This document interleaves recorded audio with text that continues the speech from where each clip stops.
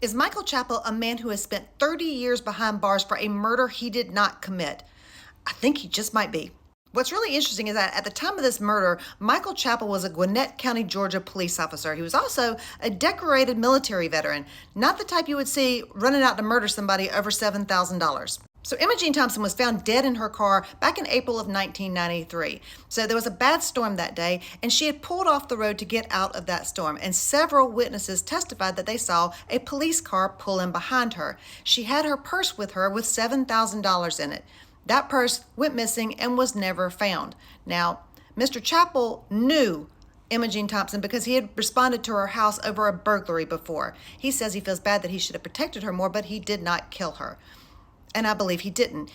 His story is that at the time that this murder occurred, he was also in that same storm, and he had pulled off the road at a fire station to ride out that storm. Now, in today's world, we would probably have some GPS and stuff to track that, but back in 93, we didn't have that. So fast forward, Chappell's lawyers have filed a motion saying they have newly found evidence that will prove him innocent. That is in the form of this witness who says that Chappell didn't do it. He saw another police officer kill Emma Jean. The problem with that is that this witness was around back in the 90s, and he pointed the finger at Chappell. He said Chappell did it. Chappell did some other bad stuff. But now he says that they coerced him for that testimony, that they promised him that they would get rid of some current charges that were pending against him, and they threatened him with other stuff if he did not say that it was Chappell. Now, he also says, look, if I was truly telling the truth when I said somebody else had done it and that I saw them, then they would have called me to trial as a witness. But they didn't because they were scared that I would get up there and tell the truth that it wasn't Chappell. That is probably the most believable thing I have ever heard. But also, and I know it's not admissible in court, but the man passed a polygraph. So the Attorney General for the state of Georgia has filed a motion to dismiss this habeas corpus petition to get this man out of prison.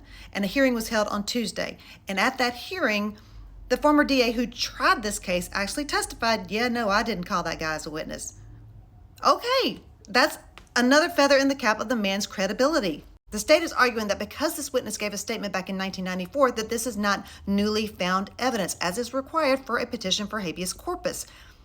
But he lied back in 1994. So was it discoverable back in 1994? Because he was lying, because he was coerced. So the judge has a difficult decision here.